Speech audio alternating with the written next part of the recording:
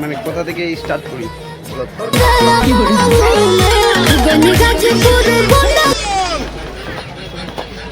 So hey guys back to another vlog video. So সেটা আমার হলো তো গাইজ আজকে এসছি রায়গঞ্জ, মানে দেখতে পাচ্ছ কোন জায়গায়। তো আজকে রেলওয়ে স্টেশনের মানে কাছে। তো গাইজ আজকে কী ব্লগটা হবে, মানে বাড়িতে তো অনেক কিছু ভেবে আসছি, কিন্তু করতে পারবো কি না সেটা জানি না। কিন্তু অনেকই মানুষ পাবলিক রিলেশন বানানোর জন্য মানে চেষ্টা করে, কিন্তু করতে পারে না। কেন যে ওদেরকে শরম লাগে, আর আমার তো শরম নাই। শরম তো কোথায় যেন চলে গেছে আমি জানি না। তো আমি ভাবছিলাম যে কোথা থেকে শুরু করি। তো চলো যা যাক মার্কেটে।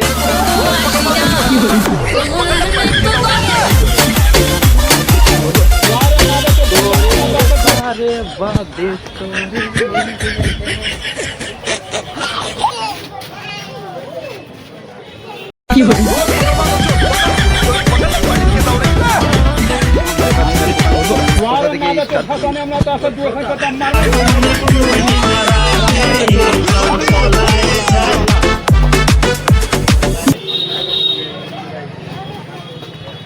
অনেকই মানুষ তো আসছে গাইস, আর কি বলবো, বলার কিছু নাই। তো চলো পাবলিক রিলেশনটা কন্টিনিউ করা যাক।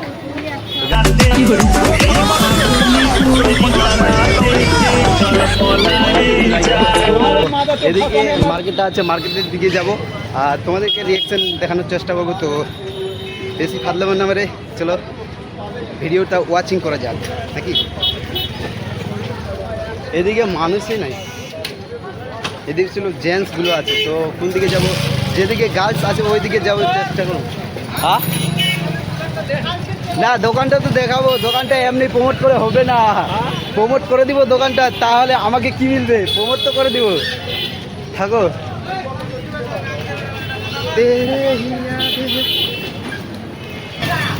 তো গাইস কি বলবো, বলার কিছু নাই।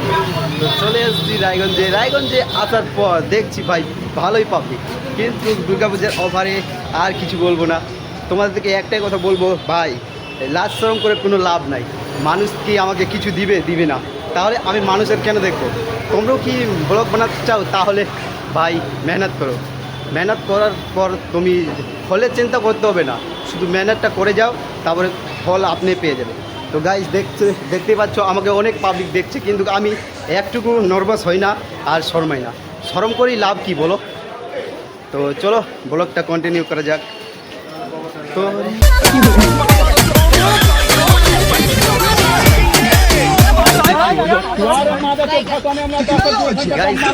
অনেক কিছু ভেবে আসছিলাম, কিন্তু এখানটায় এসে সব কিছু ভুলেই গেছি মনে হয়। তো তোমাদেরকে ভালো ভালো কন্টেন্ট দেখানোর চেষ্টা করব। তো শুধু আমার ব্লগটা ওয়াচিং করতে থাকো। তো দাদারা দেখছে আমাকে, আমার কোনো লাজ শরম নাই। লাজ শরমটা আমি বেঁচে খেয়ে নিয়েছি ভাই। লাজ শরম করেই কী হবে? এই দুনিয়াতে কেউ কারো নয়, শুধু স্বার্থের জন্য মানে সবাই ভালোবাসে। স্বার্থ ছাড়া কেউ ভালোবাসে না। দেখবে তোমার কাছে যদি অনেক পয়সা থাকে, তাহলে বন্ধু বান্ধব অনেক হয়ে যাবে, কিন্তু পয়সা শেষ হওয়ার পর তোমাদেরকে কেউ পুছবে না। তার জন্য বলছি ভাই, লাজ শরম করে কোনো লাভ নাই। তো আমার তো ভয় বলতে কি বলতে শরমও নাই। তো চলো ব্লগটা কন্টিনিউ করছি।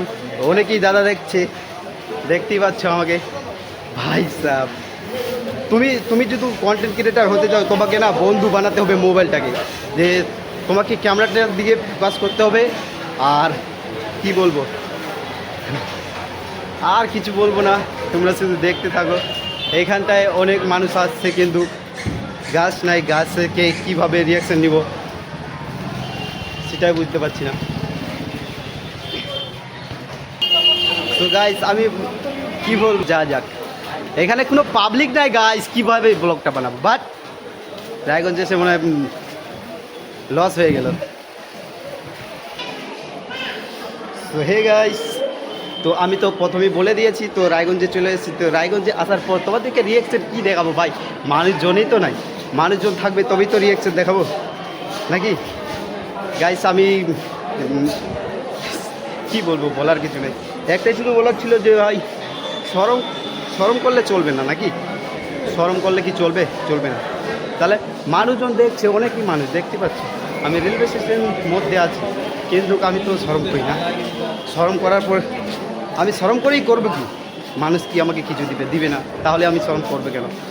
আমাকে ফোকাস করতে হবে আমার কন্টেন্টের দিকে, মানে কন্টেন্টের দিকে।